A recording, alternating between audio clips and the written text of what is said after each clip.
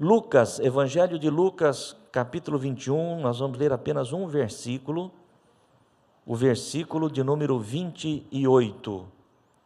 Lucas, capítulo 21, verso 28. Depois nós iremos ler outros textos mais, mas os irmãos não terão necessidade de abrir a Bíblia, nós vamos acompanhar através da nossa projeção, não é?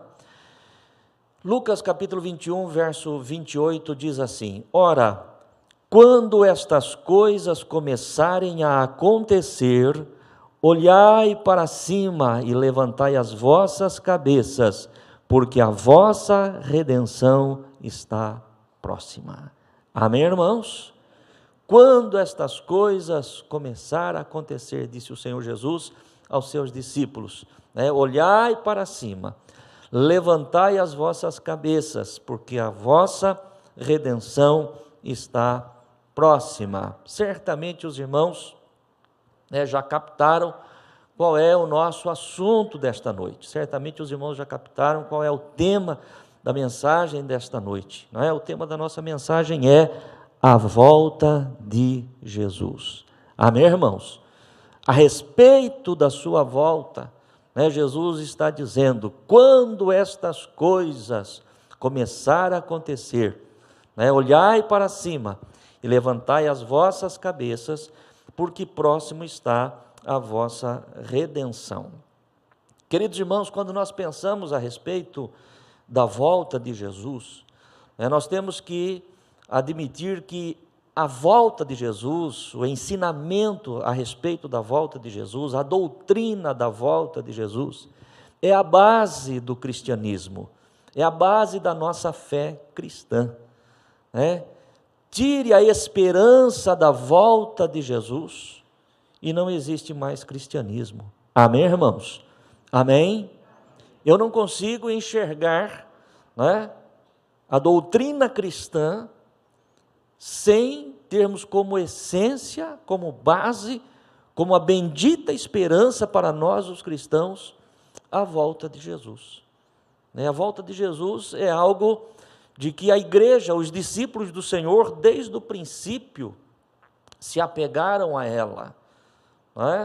Quando os discípulos estavam ali no Monte das Oliveiras, por ocasião da ascensão do Senhor Jesus, 40 dias após a sua ressurreição, e a palavra de Deus vai dizer que era aproximadamente 500 pessoas que estavam reunidas ali, quando Jesus estava dando as suas últimas instruções aos discípulos. De repente Jesus começa a subir, se elevar diante dos olhos dos discípulos, e a palavra de Deus diz que o Senhor começa a subir, e de repente uma nuvem vem e oculta Jesus aos seus olhos, e continua subindo, e eles continuam olhando. A partir dali, eles retornam em obediência àquilo que o Senhor disse, para que eles permanecessem em Jerusalém, para que eles buscassem do alto o poder de Deus, e nós sabemos o que aconteceu. Eles se dirigem ao cenáculo, não todos, mas a palavra de Deus diz que aproximadamente 120 pessoas, daquelas que estavam ali no Monte das Oliveiras, foram para o cenáculo, e durante 10 dias, eles esperam a promessa, e justamente por ocasião da festa de Pentecostes, o Espírito Santo é derramado, e a igreja é empoderada pelo poder do Espírito Santo, e ali começa a história da igreja de Cristo. Mas eles se apegam, desde aquele momento em que os seus olhos viram Jesus subir, à palavra do Senhor que disse: não se turbe o vosso coração, credes em Deus, crede também em mim. Na casa de meu pai há muitas moradas, disse o Senhor. Se não fosse assim, eu vou-lhe teria dito. Vou preparar-vos lugar, e tendo preparado, eu voltarei. Amém, irmãos? Eu voltarei para levar-vos para mim mesmo, para que onde eu estiver, estejais vós também. Eles se apegam a esta palavra, eles se apegam a esta promessa, promessa esta, irmãos, que é repetida, inclusive, pelos anjos do Senhor, ali por ocasião da ascensão de Jesus. Dissemos que os discípulos começam a ver Jesus ser elevado aos céus, mas o texto sagrado, lá em Atos, vai nos dizer que quando eles estão olhando para cima, 2 varões vestidos de branco, chama-lhes a atenção: varões galileus, por que estáis olhando para cima? Este mesmo Jesus que dentre vós foi recebido em cima, da forma como ele foi, ele vai voltar. Amém, irmãos?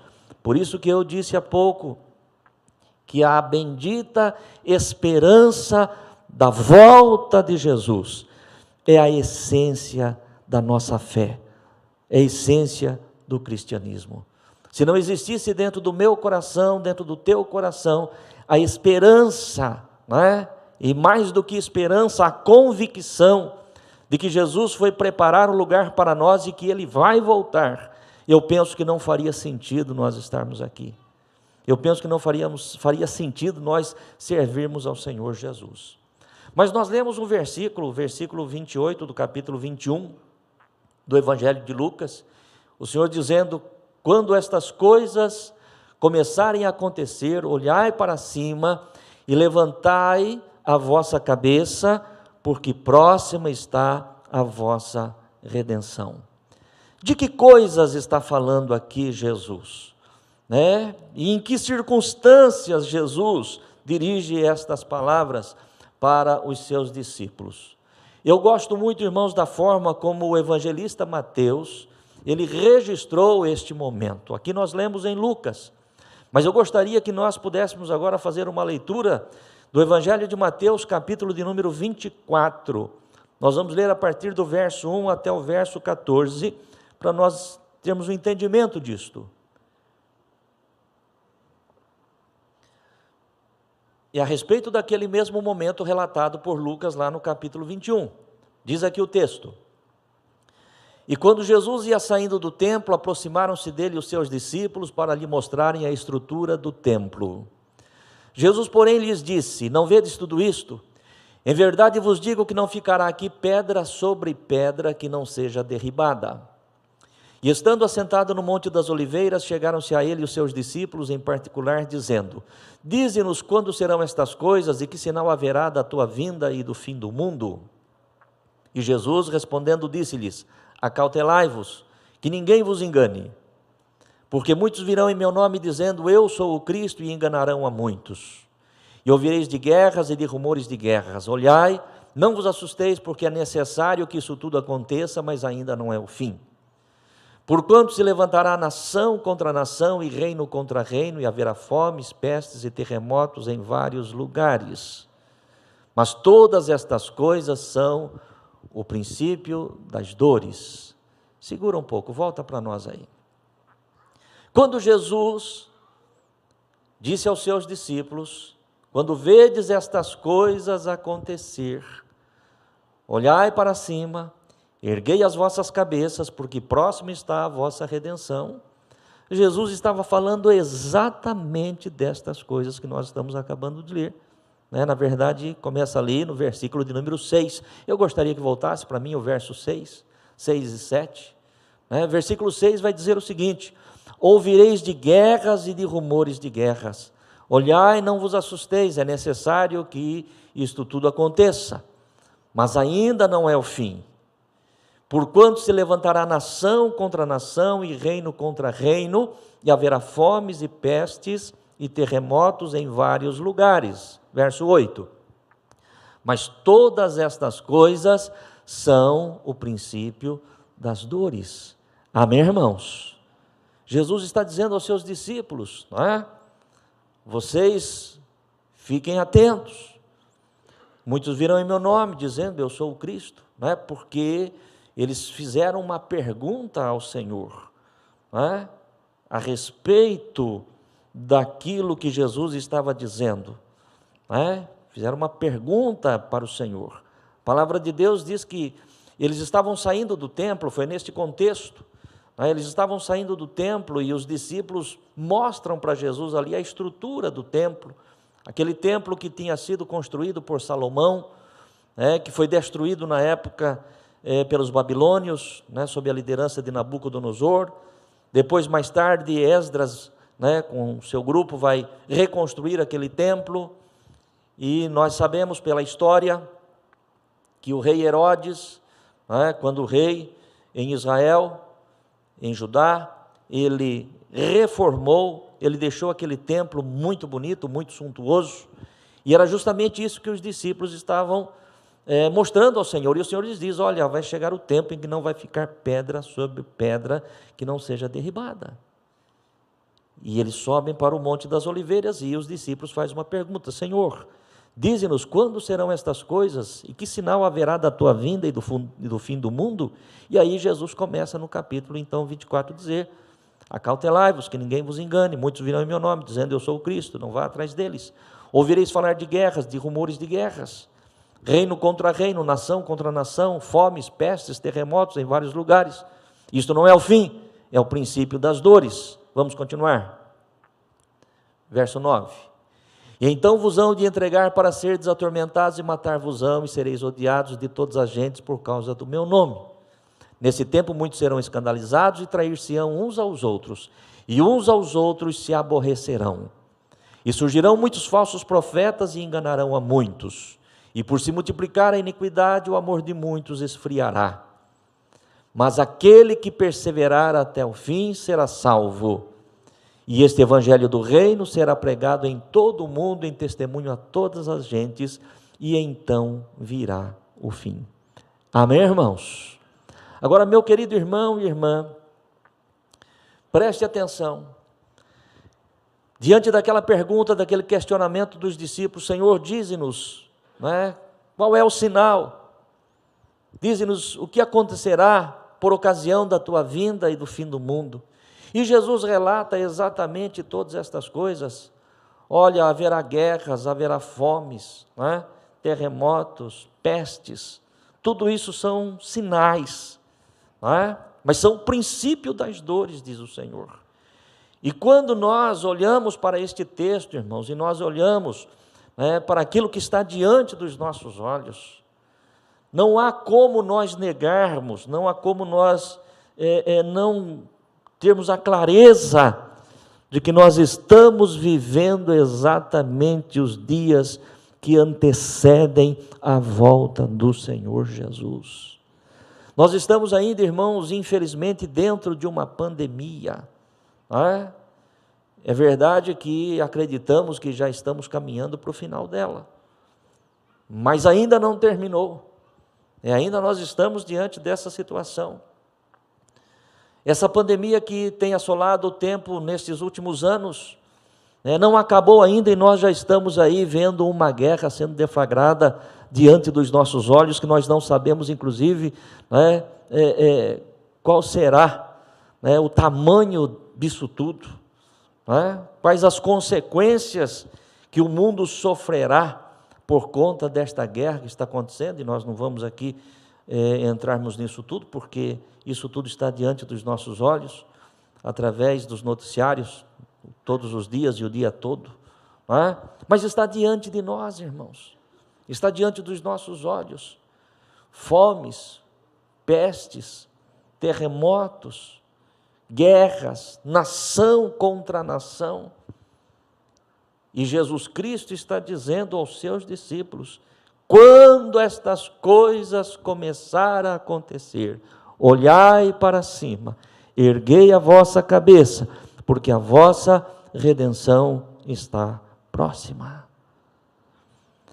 Talvez alguém possa dizer, e eu sempre gosto de falar sobre isso quando o Senhor me dá uma palavra como esta: pastor, mas guerra sempre existiu, fome sempre teve na terra, nações contra nações, terremotos. A própria palavra de Deus registra acerca de terremotos que aconteceram já há milhares de anos. Tudo isso é uma verdade, tudo isso é uma verdade. Na história da humanidade nós sabemos de todos estes eventos, de todas estas ocorrências. Mas o Senhor aqui, no texto lido, ele vai dizer: é o princípio das dores. E eu gosto muito das palavras que o apóstolo Paulo usa a respeito disto, porque Paulo, ele chama o princípio das dores de parto. Amém, irmãos? O princípio das dores de parto. 1 Tessalonicenses, capítulo 5, versículo de número 3. Vamos ver o que diz esse texto. 1 Tessalonicenses, capítulo 5, verso 3. Louvado seja Deus. Vamos lá? 1 Tessalonicenses, capítulo 5, verso de número 3. Se não entrar, não tem problema. Nós vamos aqui. Está aqui, né? Pois que, quando disserem haja paz e segurança, então lhes sobrevirá repentina destruição, como as dores de parto àquela que está grávida, e de modo nenhum escaparão. Amém, irmãos? Paulo chama estas dores como dores de parto, como dores daquela mulher que está para dar à luz. E ninguém melhor do que as mulheres, mas especialmente você que é mãe, para poder entender esta palavra a respeito das dores de parto. Toda mulher sabe que quando começam as contrações, quando começam as dores, é um sinal claro, um sinal evidente de que o seu bebê, a sua criança, está perto para nascer. Mas também, por outro lado, toda mulher sabe, nós sabemos também, que não são as primeiras dores que já evidencia o nascimento imediato da criança. As dores, elas vão se intensificando e elas vão se tornando mais frequentes, e quanto mais frequentes e quanto mais intensa a dor, mais a mulher entende que a sua criança está perto para nascer. Amém, irmãos? Amém? Então, quando o Senhor Jesus, ele fala a respeito dos sinais de fomes, de pestes, de guerras, de terremotos, nação contra nação e coisas dessa natureza, o Senhor está dando um sinal, como o sinal da contração, da dor para a mulher que está grávida. Mas, à medida em que estes sinais vão acontecendo de uma forma mais intensa, dentro de um tempo menor, de uma frequência menor, tanto mais então nós temos a consciência, a convicção da brevidade da volta de Jesus. E se você quiser, ter uma certeza a respeito disto, é só você fazer uma pesquisa e ver o que aconteceu no mundo, de 100 anos para cá. As guerras, as pestes, tudo o que aconteceu no mundo. A guerra sempre houve, fome sempre houve, as doenças sempre aconteceram, sempre existiram, é verdade. Mas pense na humanidade de 100 anos para trás, e pense na humanidade de 100 anos para cá, para você chegar à conclusão, do quão frequente tem sido todos estes eventos, do quão frequente tem sido todos estes sinais, e com que intensidade isto tem chegado até nós, tem chegado até os homens. Então é uma questão de nós olharmos e de nós observarmos aquilo que a palavra do Senhor está dizendo. Amém, irmãos? Amém? E uma coisa que é importante, uma coisa que é interessante, que eu gostaria que você fizesse uma reflexão. É alguma coisa irreversível, irmãos. É alguma coisa que não dá para mudar. É alguma coisa que não dá para ser alterada. Não tem como. Por mais que as pessoas queiram, por mais que os homens queiram, por mais que o governo queira, por mais que a igreja queira, que nós queiramos, que qualquer pessoa possa desejar, é irreversível aquilo que a palavra de Deus está dizendo. É como a mulher que está para dar à luz. É um processo que não dá para reverter, não dá para mudar. É possível, você imaginar uma mulher grávida, prestes para dar à luz, sofrendo ali as dores que precedem o parto, ela mudar de ideia e falar, eu não quero mais ter essa criança. né? Eu não quero mais estar grávida, eu não quero mais que esse filho nasça. Eu pergunto para você, eu sei que é um absurdo que eu estou falando, mas é possível que isso aconteça? Não é possível, irmãos. Não tem como, isso é irreversível, só vai caminhar para frente, com muita dor ou com pouca dor, de uma forma ou de outra, essa criança vai ter que nascer. Amém? Então aquilo que diz a palavra de Deus aqui é imutável, o que diz a Bíblia Sagrada é irreversível. E por que é imutável, irmãos? Por que é irreversível? Porque o Senhor quer que seja assim. Eu falei isso no culto de quarta-feira, falei hoje pela manhã, eu quero repetir agora.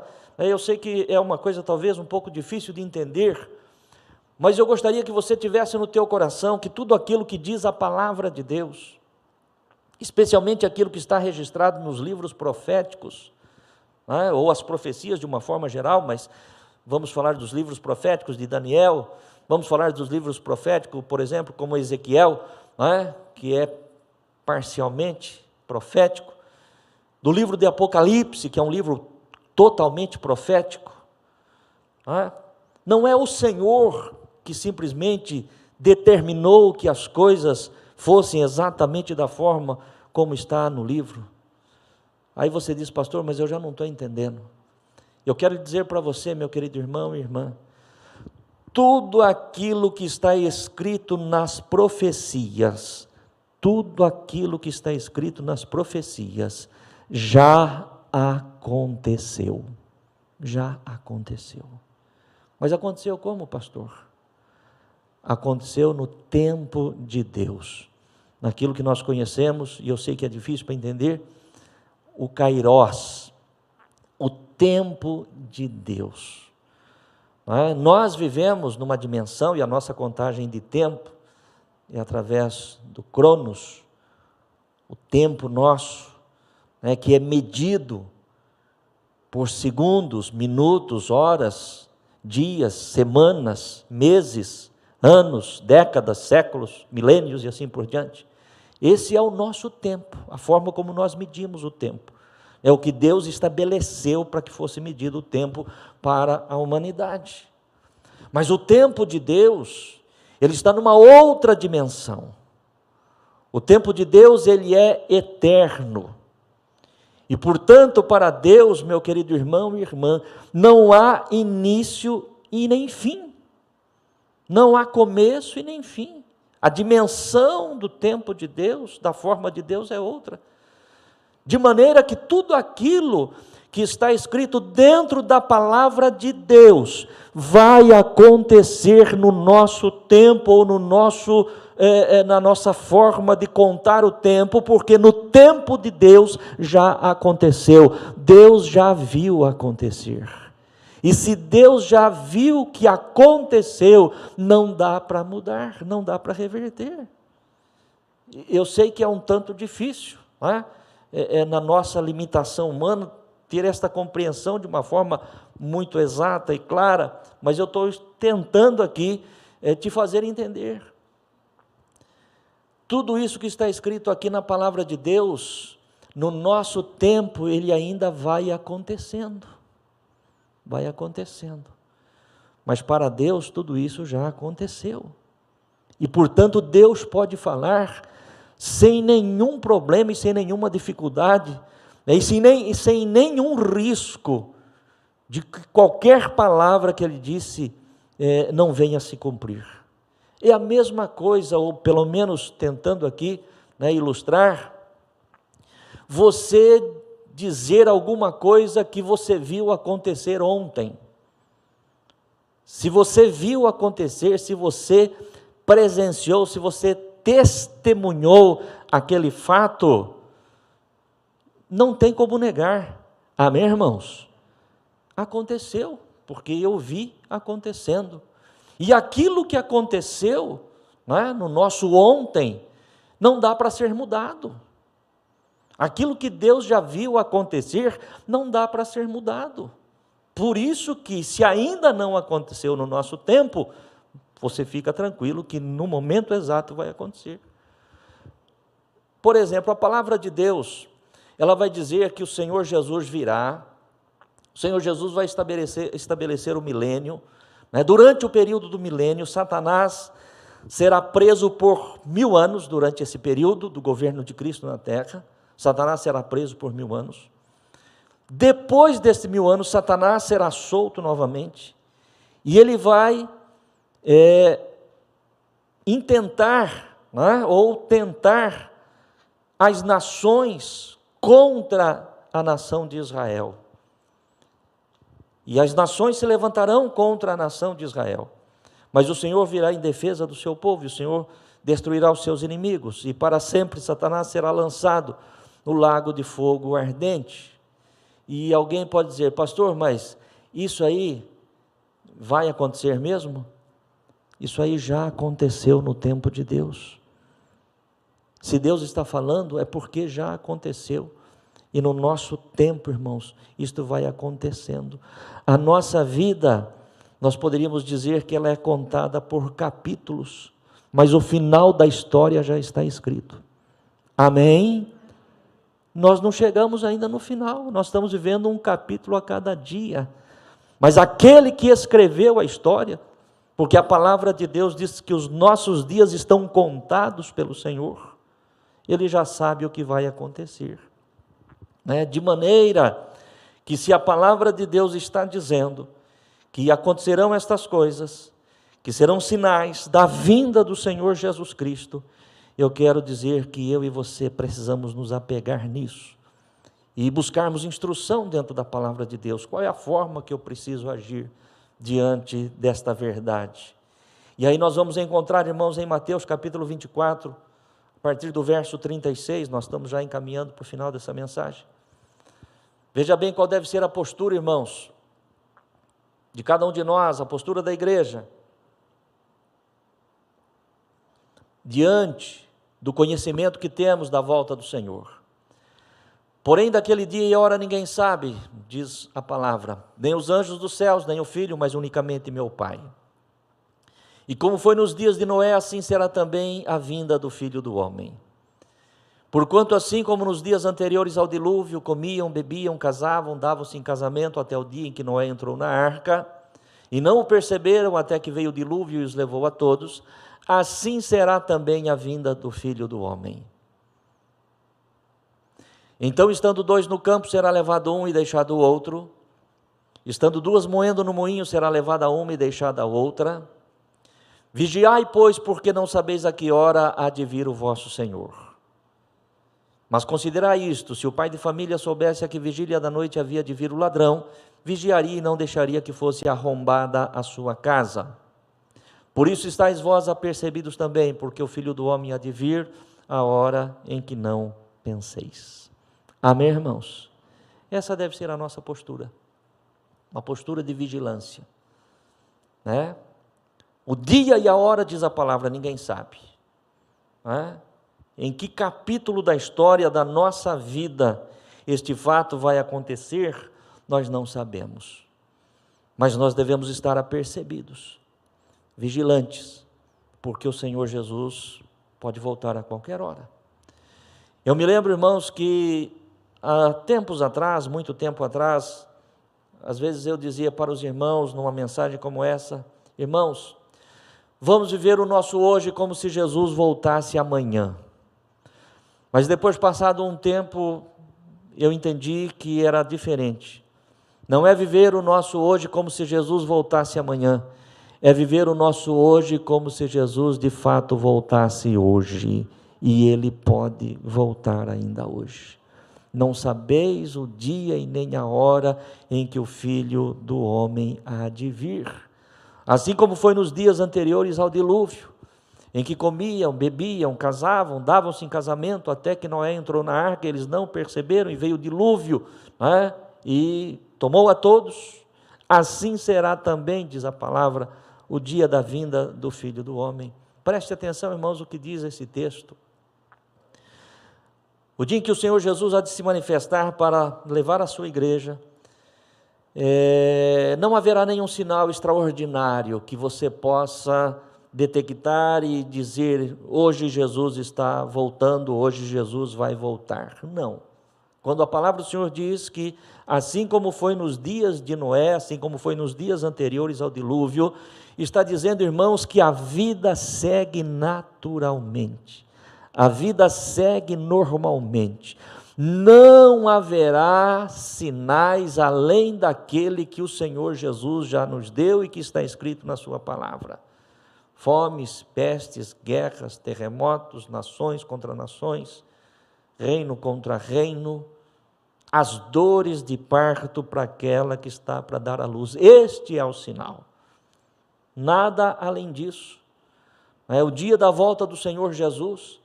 Você pode ter certeza, nós não sabemos exatamente que dia nem que hora ele há de voltar, mas você pode ter certeza que o teu dia vai começar exatamente como sempre começou. O nosso dia vai começar como sempre começou. Nós vamos levantar pela manhã, se Jesus não tiver voltado ainda, pela madrugada, mas independente disso, neste dia, você vai levantar pela manhã, e você vai planejar o teu dia como você faz, como nós fazemos todos os dias. Não será diferente. E de repente, em algum momento deste dia, nós seremos surpreendidos, ou o mundo será surpreendido pela volta de Jesus. Amém, igreja? Amém? É muito importante que nós pensemos nisso. É necessário que nós pensemos nisso. E quando eu preparava, irmãos, na direção do Espírito Santo do Senhor, a palavra para este dia, eu me lembrei de uma ilustração que eu li já há muito tempo atrás, eu nem sei exatamente há quanto tempo atrás que eu conheci, que eu vi, que eu tive contato com essa ilustração, e eu achei ela muito interessante para eu compartilhar com a igreja neste dia. E eu quero compartilhar com você, é uma história, não é um fato, amém, irmãos? Não é um fato, é uma ilustração. Se fosse Jesus, então nós diríamos que era uma parábola, mas como não foi Jesus quem disse, alguém escreveu, eu não vou dizer que isso é uma parábola, isso é apenas uma ilustração. É uma história que eu li, que eu achei interessante e que eu quero compartilhar com você, nos encaminhando para o final desta mensagem. Preste atenção que é muito interessante isso aqui. Conta-se que havia uma cidade cuja vocação era trabalhar com o ferro. Produzia-se muitos produtos a partir do ferro, e eram muitas indústrias que trabalhavam nesta área, de maneira que havia um barulho muito grande na cidade por conta do manuseio com o ferro. E as indústrias não paravam, trabalhavam dia e noite. Um certo vendedor que visitava a cidade regularmente, toda vez que chegava na cidade, se sentia incomodado com aquele barulho que as fábricas produziam. E um dia comentou com um dos seus clientes: "Não sei como vocês conseguem dormir com tanto barulho."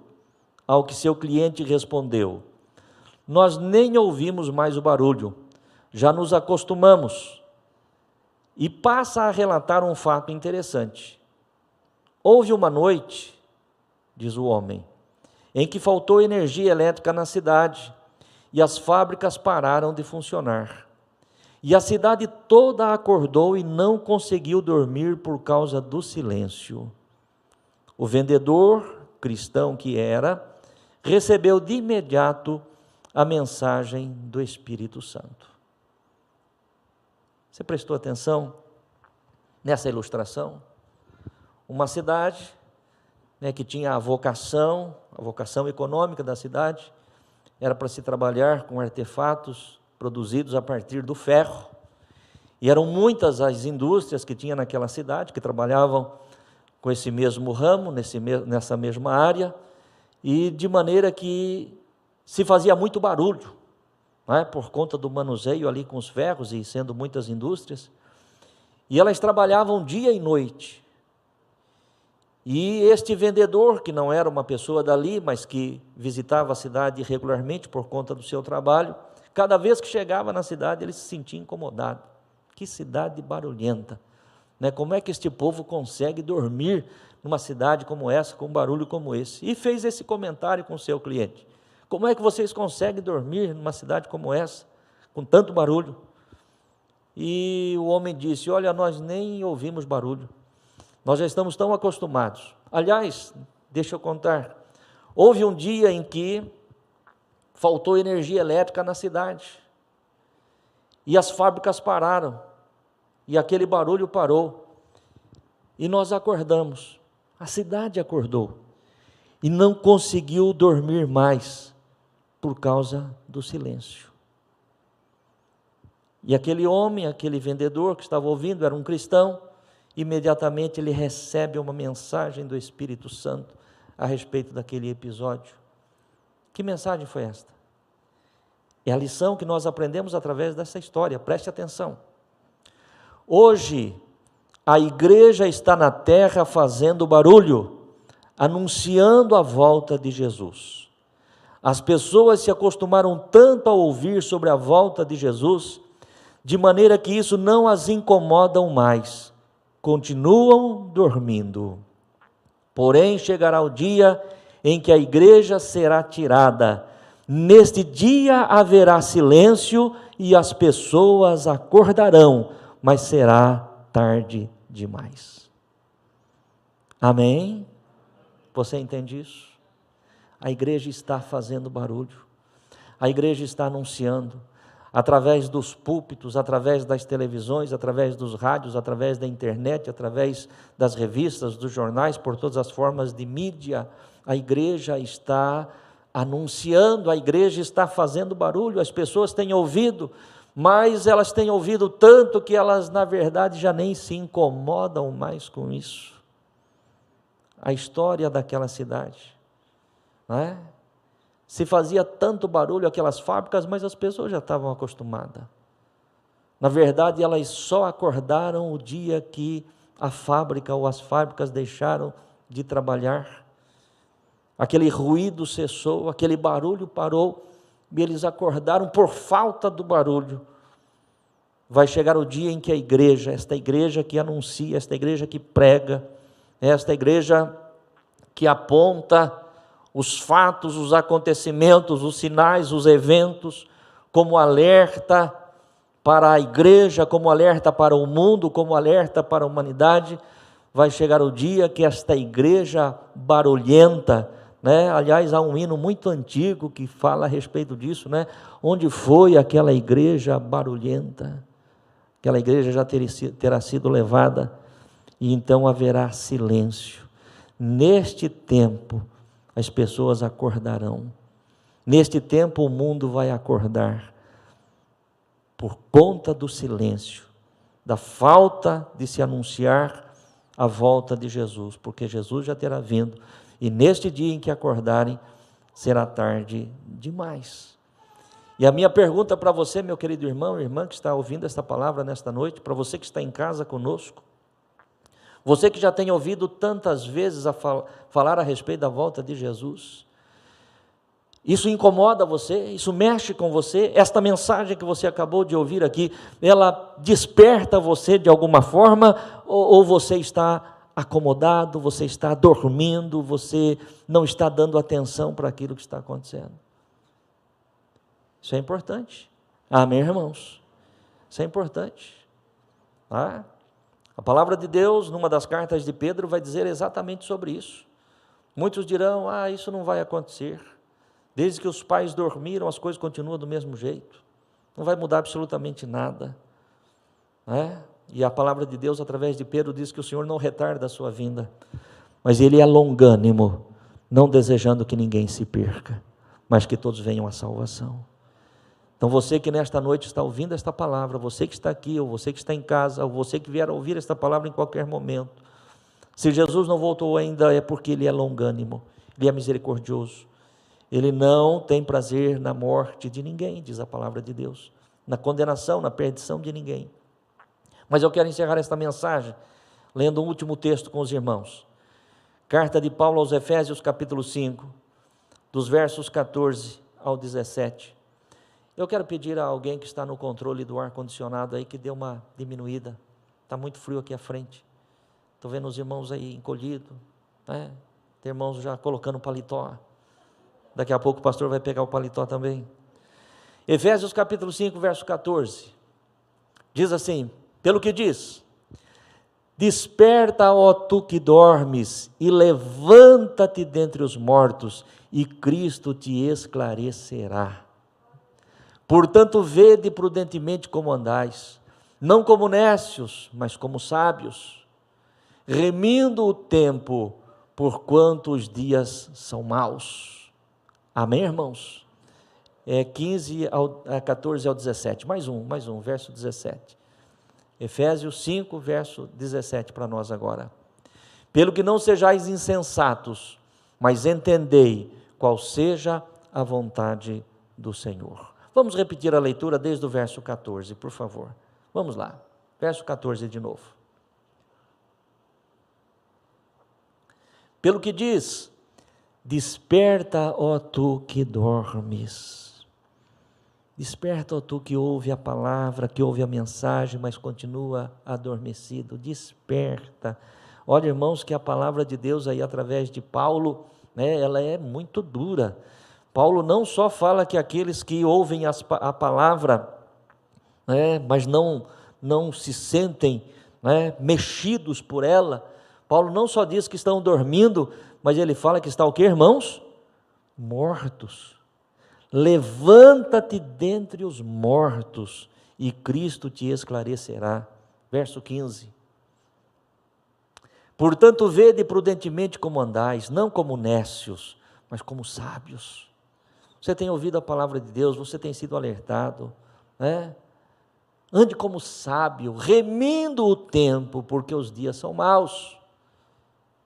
Pelo que não sejais insensatos, mas entendei qual seja a vontade do Senhor.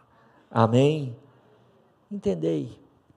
Irmãos, precisamos pedir a Deus muita sabedoria, precisamos pedir a Deus muita graça, porque se nós não vigiarmos, se nós não tomarmos cuidado, qualquer um de nós, irmãos, qualquer um de nós, né, podemos ser envolvidos, enredados com as coisas desta vida, com as coisas deste mundo, e não estou falando de pecado, irmãos, não estou falando de nada ilícito, enredado com as coisas lícitas deste mundo, mas que ainda que lícitas, elas podem nos desviar, né, daquilo que é o verdadeiro propósito, daquilo que é a verdadeira vontade de Deus para conosco.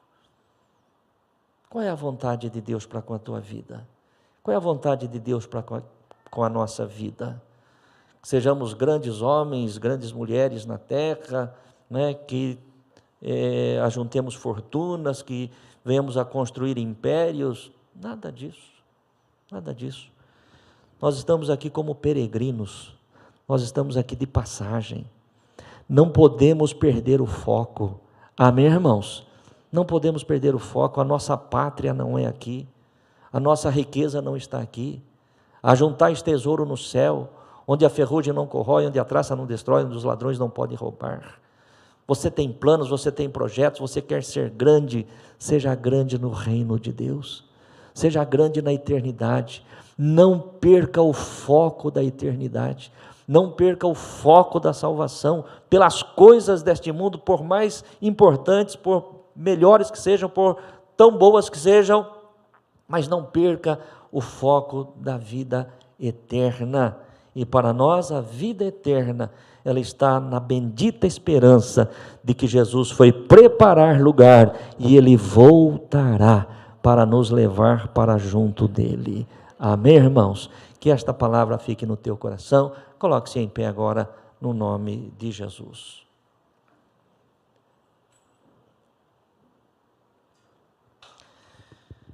Não perca o foco, meu querido irmão, você precisa trabalhar, você tem uma família para cuidar, eu também tenho, nós precisamos viver, nós estamos aqui neste mundo ainda, cada um de nós temos os nossos sonhos, temos os nossos projetos em relação a esta vida, nada disso é pecado, né? Não é disso que nós estamos falando, mas não troque as coisas eternas, né? Não troque as coisas do Senhor, né, pelas coisas transitórias deste mundo, das quais nós não poderemos levar absolutamente nada. Amém, irmãos? Amém? Você está entendendo isso? Que isso esteja no teu coração, viu? Seja um homem de Deus, uma mulher de Deus, que trabalhe, né, que lute pela vida, que honre os seus compromissos, que cresça, que prospere, sim. Ninguém está falando nada contra isso, não. Mas não perca o seu foco da eternidade, né? Não perca o seu foco da eternidade. E não se esqueça de que Jesus está voltando. As dores de parto têm se tornado cada vez mais intensas e cada vez mais frequentes, e Jesus está voltando. Feche teus olhos. Querido Deus e Pai, eu sou grato a Ti pela palavra que o Senhor trouxe ao meu coração e eu compartilhei com a Tua igreja neste dia. Querido Deus, a Tua palavra, e aí nós lemos, ela diz: quando estas coisas começarem a acontecer, olhai para cima, erguei as vossas cabeças, porque a vossa redenção está próxima. Ó Deus, e diante dos nossos olhos estão, Senhor, os sinais que a Tua palavra descreve, porque o Senhor já viu acontecer, porque no kairós de Deus todas estas coisas já aconteceram. Ó Deus, e nós estamos vivendo a cada capítulo, nós estamos vivendo a cada dia e vendo se materializar, se concretizar diante de nós aquilo que a Tua palavra já descreve, Senhor. Por isso, ó Deus, que nós não sejamos nécios, que nós não sejamos insensatos, mas que nós venhamos agir como sábios, remindo o tempo, porquanto os dias são maus, e que nós entendamos e pratiquemos a vontade do Senhor na nossa vida. Ó Deus, vivermos para a Tua glória, vivermos para o Teu louvor, vivemos, ó Deus, para anunciarmos enquanto a Tua igreja, ó Deus, para proclamarmos enquanto Teu povo, Senhor, para proclamarmos enquanto arautos do Rei que Jesus está voltando, e que o Teu Espírito Santo desperte aqueles que estão adormecidos, ó Deus, e que sejam até mesmo levantados dentre os mortos, Senhor, para que o Senhor possa iluminá-los, ó Deus, segundo a Tua graça, segundo a obra que só o Teu Espírito Santo pode realizar.